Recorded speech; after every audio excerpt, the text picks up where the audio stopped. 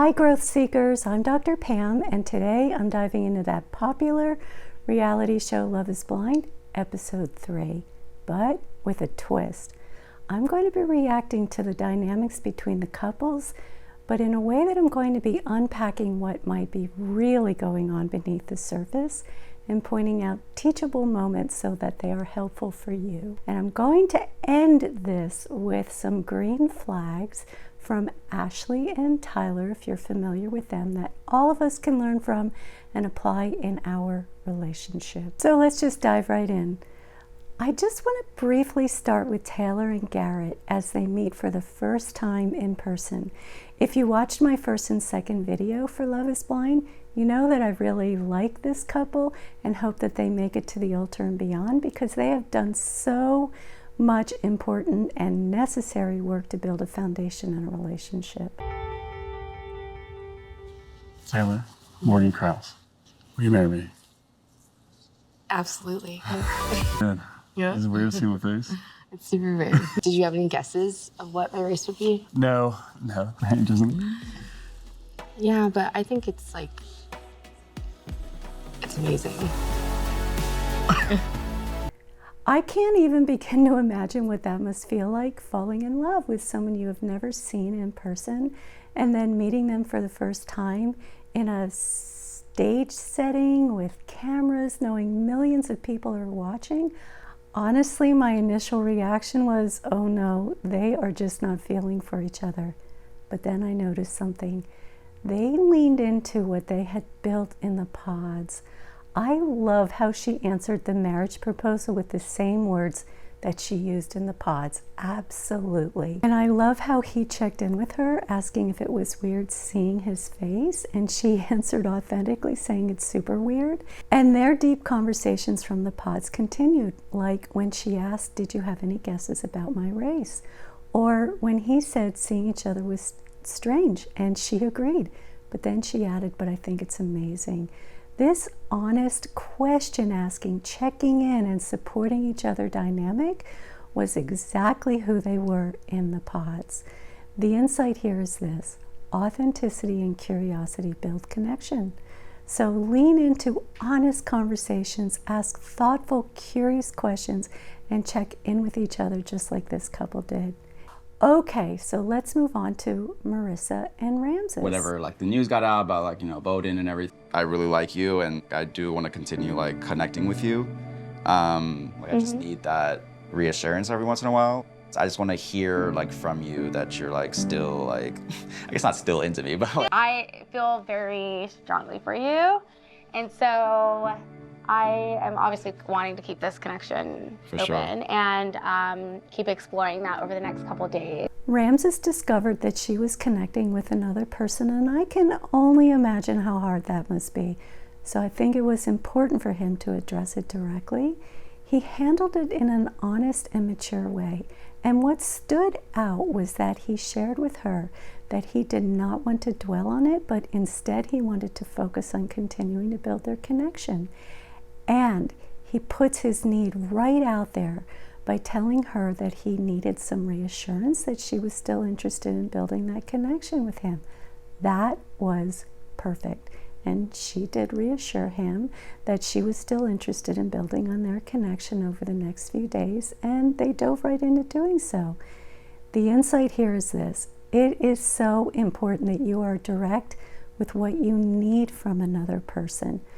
Marissa might not have provided him with that reassurance that he needed if he didn't ask her, not because she didn't want to give it to him, but because she may not have known that that's what he needed. I want to talk about kids a little bit. Kids? Kids. Yes. Housekeeping, things like that. Yeah. I don't think that the mom should be the one, or the wife should be the one planning on the meals or Yeah. this. I'm not a guy who's against doing domestic chores. Yeah. I don't think I'm a stay-home mom type of person. Yeah. And I would feel like I want more for myself, and I didn't just go to law school to They are diving into some very important topics: kids, fair division of household responsibilities. She wants to be a lawyer, and she knows that will take up a lot of her time. As a couples counselor, I know how important it is to have these discussions. These issues that she is addressing are the realities of a partnership. And if you simply fall in love and believe that that love is what will carry you through your life together, it won't. It helps. Don't get me wrong. Love is the first foundation of a relationship together. But in the beginning of your relationship, it's very important to dive into the expectations of what your day-to-day will look like. And it will help prevent future possible challenges in your relationship. Well, maybe it won't prevent it, but it will at least minimize them. Okay, Tim and Alex. You remember our first conversations were like very heavy, but like a big question mark for me. I was like, can I have fun with her? I feel like it's the most fun I've had with you, and that I love that. I love how he shared his thoughts so openly with her. I didn't include a clip of them laughing and discovering about their shared love of golf, but it was such a fun, lighthearted moment. These moments help to bring balance to life's many challenges, and it's important to know if you are aligned with your humor. I think they could have explored this further by asking, how would you describe your humor and how do others respond to your humor? My mother always says, you need a strong-ass, strong-willed woman. Yeah. I'm a dog. Like, when it comes to this, like, seriously, I need somebody who's gonna bite back. Yeah. I don't want somebody who's just always gonna agree with me, because, like, I agree with me. The big insight here is to explore more about him referring to himself as a dog and that he needs someone to bite back. He might believe that this is what he wants, but as a therapist, I know that what a person thinks they want isn't always what they truly want when faced with the reality of someone actually biting back. This is where you want to ask questions. If someone truly bit back at you in a way that challenged you or hurt you, how would you respond? Would it deepen your connection or push you away? If you truly believe this is what you want, how would you handle it if having someone bite back started to feel overwhelming or cause tension in the relationship? Would you still see it as a positive dynamic, or would it make you question the other person in the relationship? These are the important questions to ask when someone puts something like that out there to you. Okay, another brief reaction to Monica and Stephan. I was going to say, the only way one can handle someone else's weird is by being weird. Exactly. So, like, if I'm yours, feel free to treat me like a piece of meat, because I think it is so sexy. So I just sense, well, I'll call it a caution flag. When he says, treat me like a piece of meat, I would definitely ask a lot more questions around what he meant by that. I have shared in my previous videos, in my previous Love is Blind videos, that he does not communicate with any emotional vulnerability. So treating someone like a piece of meat lacks vulnerability. I would also question in my mind if he is going to treat her like a piece of meat. Again, what does this mean? Maybe we will learn more as they continue to date each other. Okay, moving on to Leo and Brittany. Outside of this experience, usually I can just like seduce people with my eyes, and I don't have my superpower anymore. A trauma that I didn't realize I had. Well, I realized I had. There's like 1,000 other beautiful, amazing women. So I just want to take a moment here to say something about this. As I've watched Brittany so far, the only quality that she consistently mentions about herself is her appearance. And it's interesting and perhaps telling that she would go on a show where she couldn't rely on her looks to make a connection. And now it seems like she's struggling to figure out what to lean on. We are observing a deeper challenge here with Brittany. When someone has relied heavily on only one aspect of themselves, like appearance, they may feel uncertain or lost about who they are as a person beyond appearance. My hope for Brittany is that she finds her way to perhaps some meaningful therapy where she can explore who she truly is beyond her looks. Therapy could help her uncover and embrace the qualities that make her valuable as a person. Qualities like kindness, humor, resilience, or emotional depth. You know, I sensed in the show that the other women really liked her, so I know that there's more beneath the surface for her. I know I need to make a decision like really soon. It's like literally the hardest decision I've ever had to make in my life. Are you making that decision right now or like later? No. I'd like to make the decision later. Can you just tell me? I don't know what to say, Brittany. I'm like so split. Like you and my other connection are really, really different. Okay, stop. Just please stop. I wish she would interrupt and set a boundary with him. It feels like he is turning to her for counsel, almost as if he's asking her to help him decide whether to choose her or his other connection. I said in my last video that he is assuming a position of power, and this puts her in an unfair and emotionally painful position where she essentially is being asked to prove her value and compete for his affection while he takes his time deciding between her and someone else. It's a dynamic that can make her feel diminished, as I sense she already struggles with, as if her worth in the relationship depends on convincing him to choose her. This is a moment where she needs to learn to recognize her own value and self-worth so she doesn't end up in a humiliating position like this again. And for him, the issue lies in his inability to build a genuine relationship with someone without putting them in a vulnerable and unfair situation. It's unclear how he sees himself. Perhaps he thinks he feels bad for her, but in reality, his actions are only adding to her humiliation. Both of them have room to grow, but her journey starts with valuing herself enough to step out of a dynamic like this one. You're not giving me emotional security, and that's fine. I'm trying to be rational, but also realize how I feel, because it's not your decision completely. I could say no and leave. Finally, but I still have questions. How does she feel about him, and why does she feel the way that she does? And I am curious to know how she defines rational and emotional. Something seems off when she says she is trying to be rational. She is emotional here. She is angry, and she has every reason to be angry. And she is creating boundaries, which is exactly what she needs to do. You've let me know that I'm your strongest connection. You've put in so much more than I have.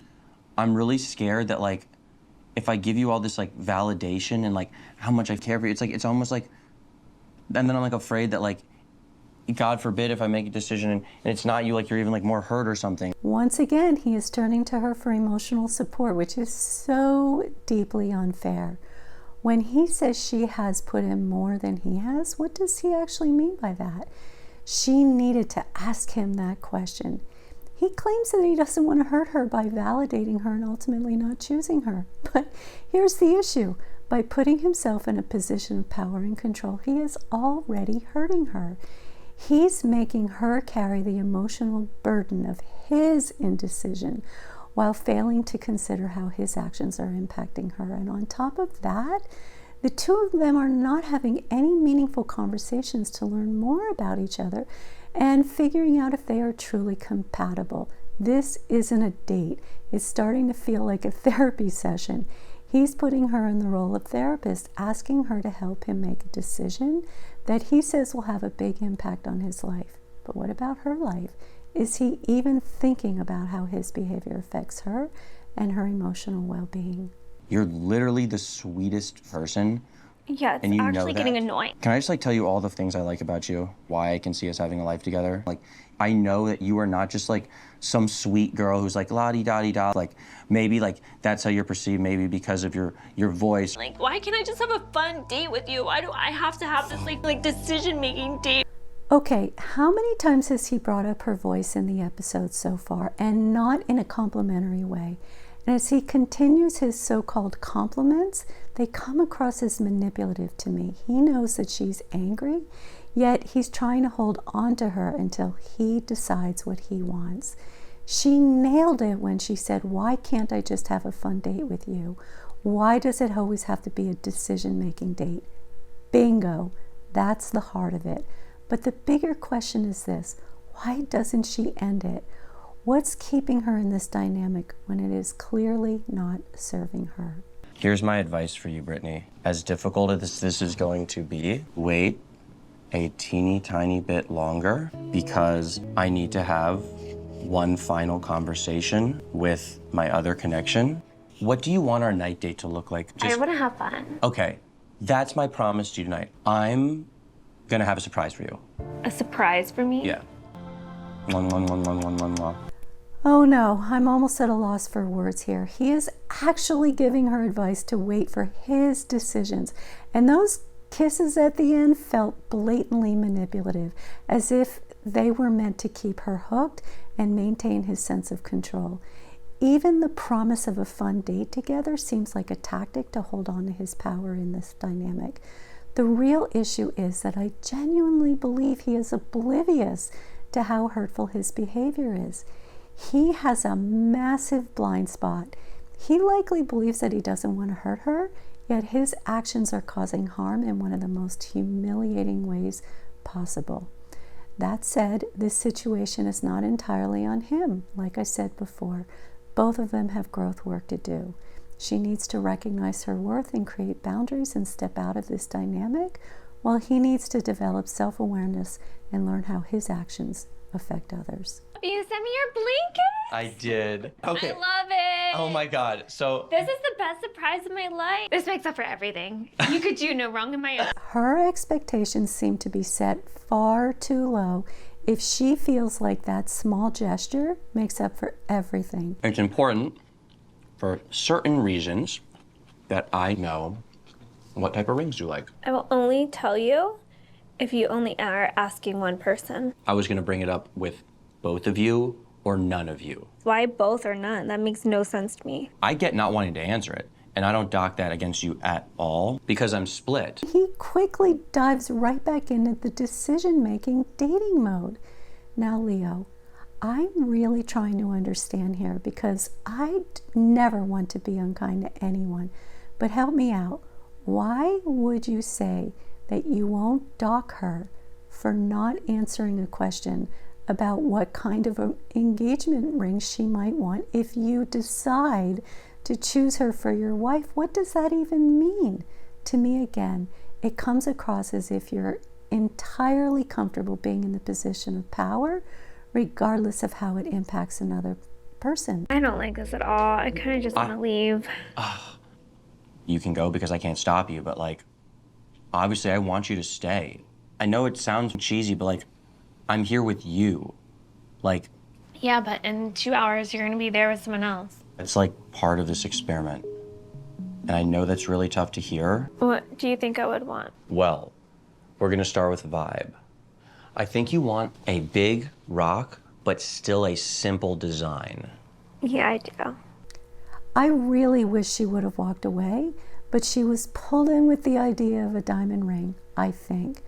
Because the conversation goes on and on, I didn't show you the whole thing, beyond the clip about what kind of ring he believes that she would want, and she clarifies what she would like.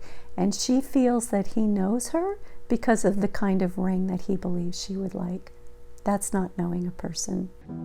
I can't rack my little brain around how my future husband would be so torn between me and another person. I'm gonna resent it either way. That sounds like so bratty. Do you think that if we get engaged and we get married, that this is something that you'll always like feel kind of like, I guess, self-conscious about? Bratty? Self-conscious? Okay, first, she is absolutely not being bratty for wanting respect. That's an expectation that everyone should have in a relationship. And once again, he gets it wrong by suggesting that she might feel self-conscious in her feelings of resentment if she were to move forward with him, which unfairly shifts the blame onto her instead of addressing his behavior and how it impacts her. You know, as I reflected on this, I found myself feeling agitated with Leo. However, as a therapist, it's my job to strive for understanding. And it is much easier to gain deeper insights when working with someone face to face. But here's what I wonder about Leo based on the limited information that he has shared. Leo grew up wealthy, and it's possible that in his family, wealth was more important than relationships. I am not suggesting that this is always the case with wealthy families, but it's worth considering for him. In the first 2 episodes, he talked extensively about his wealth and expressed significant anxiety about being valued for his money, rather than for who he is as a person. So the question is, why does this fear run so deep? Where did it originate? And on top of that, Leo has endured significant loss, losing many loved ones, I believe he said, to cancer. This, no doubt, shaped his behavior. Perhaps he holds on to power and control in relationships as a way to shield himself from being vulnerable and risk being hurt. If he's the one making the decisions, he might feel like he can avoid the pain of being rejected or left behind. So this is worth exploring to better understand his actions and how they might impact his relationships. I am not suggesting that Leo's hurtful behavior is acceptable. I am simply diving deeper in an attempt to understand, because understanding is always a path toward growth and meaningful change. Our blind spots are never attractive, but when we seek to understand ourselves and others, we can uncover fears that drive our actions that can ultimately lead to healing and connection. Whew, that was a hard one. Okay, let's move on to Leo and Hannah. Is there anything that you have a hard time talking about? I don't think I have a lot of insecurities. The one thing that hurts my feelings for some reason is weight. I think it was just instilled in me as a kid or something. During COVID, I gained weight, and then last year I lost 45 pounds. So I feel like Hannah has some growth work ahead of her because she has some blind spots as well when it comes to her insecurities. She is deeply afraid of being rejected for her appearance and is terrified of having her heart broken, something she shared in a previous episode. Also in a previous episode, she told Nick that she believes she hurt him because she didn't want him to hurt her. These are examples of emotional insecurity where she acts defensively to protect herself from perceived rejection and pain. And she also seeks a lot of reassurance, as I mentioned in my previous video from episode 2. It seems she may operate from a mindset of, I'll hurt you first so you can't hurt me. Unfortunately, this will always backfire, and it will lead to more pain for her and make it difficult for her to build fulfilling, connected relationships. She would benefit by doing the inner work, focusing on improving her self-esteem, addressing her fear of rejection, and reducing her constant need for reassurance. She can then build a stronger sense of self-worth and then learn to trust both herself and others, which will get her what she wants, which is a healthier, more secure relationship. We all have blind spots, so this isn't about judging Hannah.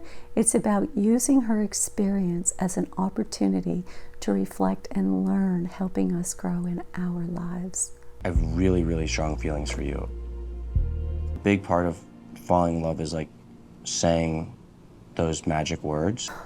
Love is not just about saying those magic words. It's about building a strong foundation together that allows your relationship to grow and thrive. It seems that both of them may not fully understand the effort and commitment and investment required to nurture a relationship. And to be fair, most people don't. Many don't realize that the intense emotions of love alone are not enough to carry us into a lasting future together. Unfortunately, that's not how relationships work. Real love goes beyond emotions. It requires communication, mutual understanding, trust, self-awareness, and the ability to face challenges as a team. Without that foundation, even the strongest of emotions can fade over time. And one of the biggest challenges in any relationship, and I say this all the time, is knowing how to navigate conflict. To handle conflict successfully, you need self-awareness, an understanding of your triggers, or maybe we can call them insecurities. And then on top of that, you need the emotional maturity to engage in those challenging conversations in a healthy and productive way. Without any of these skills, conflict can escalate and cause so much harm to both of you instead of strengthening your relationship. when you were I have a connection with you, but I also have the same exact feelings for someone else, it's hard to hear, I guess. I just want to talk to you about us, not anybody else. So he continues to use his time with both Hannah and Brittany to talk about his internal struggle in deciding between them. And despite both women asking him to focus on their individual connections on their dates. He disregards their requests and continues to center the conversation around his dilemma. His behavior reveals a lack of emotional awareness and respect for their boundaries. He is prioritizing his own turmoil over their needs, which not only diminishes their feelings, but also undermines the opportunity to build deeper connections with either of them. And there is a tiny clue here of Hannah's understandable insecurity in this situation. Watch. For me personally, like, I'm pretty sure of you. You feel like if I got down on one knee, you'd say yes? Yeah. But again, like, I also have another connection too. When she told him she would say yes to marrying him, he remained completely silent. He did not respond at all unless it was edited out, though I doubt that's the case. She then quickly jumped in to add that she also has another connection because she felt that vulnerability when he didn't respond. Here's the issue. None of this will build a foundation for a lasting relationship, as I already have addressed. And second, it would be a significant step forward for Hannah if she could recognize that this situation with Leo is tapping into her existing insecurities. And I say tapping in because these insecurities are already present in her, but his actions intensify and perpetuate them. Relationships are meant to uplift us. They are meant to help us grow, not reinforce the challenges and fears that we already struggle with. So for Hannah, this is an opportunity to reflect on her insecurities and prioritize relationships that build her up rather than deepen her self-doubt. But then this happens on their next date. I think this is the other guy I'm seeing, like, I just think, like I love that man. And with you, you have just a strong connection with someone else, and I want someone that's like 100% sure about me, you know? Do you feel like that I wasn't committed to you? Yeah. Well, I kind of felt the same with you because you were still dating someone else. I never held it against you. I would have been here telling you how I want you, telling you how I want to marry you, telling you how I love you. Like, I literally felt like someone just ripped my heart out my chest. This is horrible. What would you say if I asked you to marry me right now? Please answer me, Hannah. Like, is it too late? He just lost his power, and it clearly shocked him that she didn't want to be with him. He immediately tried to blame her for having another connection, but here's what he doesn't realize. He doesn't see how much he talked about his turmoil in choosing between two women. How would that make anyone feel secure, loved, or even want to pursue things further with him? On their last date, she told him that she wanted to focus on the two of them, but he ignored her. Instead, he sat back seemingly happy when she shared that she would say yes to a possible marriage proposal, and he did not say a single word in response. I wasn't surprised that he was shocked when this happened because it is so clear that he has no idea how he is impacting both Hannah and Brittany. This encounter ended abruptly. It was at the end of the episode, but I'll look forward to reacting to it in my next video for episode 4. But this situation teaches us an important lesson. When you fail to make someone feel seen, valued, and prioritized, you are not building a foundation for love. You are creating doubt and disconnect. For him, I hope this is a wake-up call so that he can reflect on how his actions and lack of awareness impact others. Okay, that was a lot of Leo. So let's briefly move on to Nick and Hannah, and then I'm going to wrap up with some green flags with Ashley and Tyler. I think we need some green flags at this point. I'm in love with you. I feel the same exact way. Look at us. Look at us. I love you. I love you so much. Nikki D. So I'm sorry to say this, but it seems like they are caught up in the feeling of being in love and being loved without realizing they haven't truly engaged in getting to know each other. As I have mentioned in my previous videos, they spend so much time reassuring each other regarding their insecurities that they haven't taken the time to explore who they are as individuals or whether they are genuinely compatible. Love is more than just a feeling. It's about building a deeper understanding of each other. And while reassurance can be important, It should not overshadow the work of learning about each other's values and goals and how you want to navigate life together. Without this foundation, it's hard to know if the relationship has potential to grow into something lasting and meaningful. Okay, green flags with Ashley and Tyler. Can I start by reading you something? Yes. Okay. Oof. Tyler, I never had a man choose to be with me, just based on my heart alone. I truly feel honored to have the opportunity to be loved by someone like you. And I'm at the point where I just let my gut and my heart guide me. Tyler, I love you for everything that you are. I love this. She is authentic, emotionally vulnerable, and she is allowing her gut and her heart to guide her. In my previous videos, I talked about their connection as being thoughtful toward each other, spiritually connected in their values and their beliefs, and they respond empathetically to each other. They are building a good foundation to grow their relationship together. Let's see how he responds to her vulnerable sharing, because how someone responds to our vulnerability is telling about them and the kind of relationship that you can build with them. That was amazing. Thank you for sharing that. I love you and I appreciate you. It really means a lot. My heart is pounding. I want you to know that like I truly, truly, truly love you. And this is the deepest connection that I've ever felt with anyone. Ding, ding, ding. He responded beautifully. He was emotionally moved. He genuinely thanked her for her vulnerable sharing, and then he reciprocated by expressing his feelings of love for her.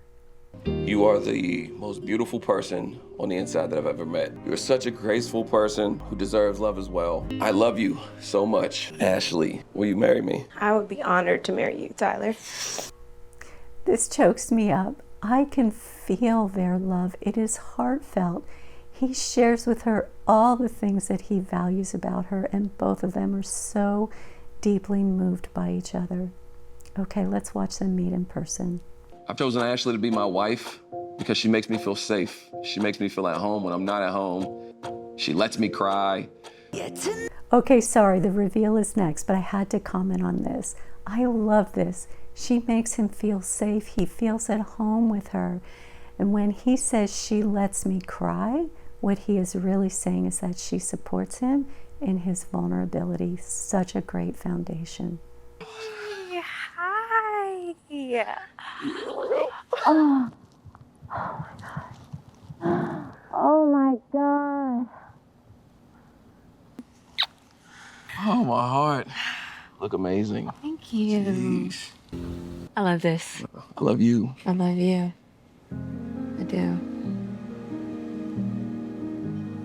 I've said this before, but I truly can't imagine what that moment must feel like. However, I do sense that their connection stayed intact and carried through this experience. I feel like they have known each other forever.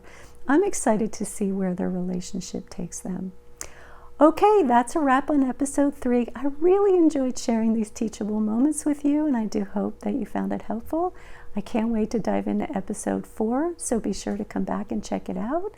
And if you choose to subscribe, know that I appreciate your support, and I hope that my content supports you in return. See you soon.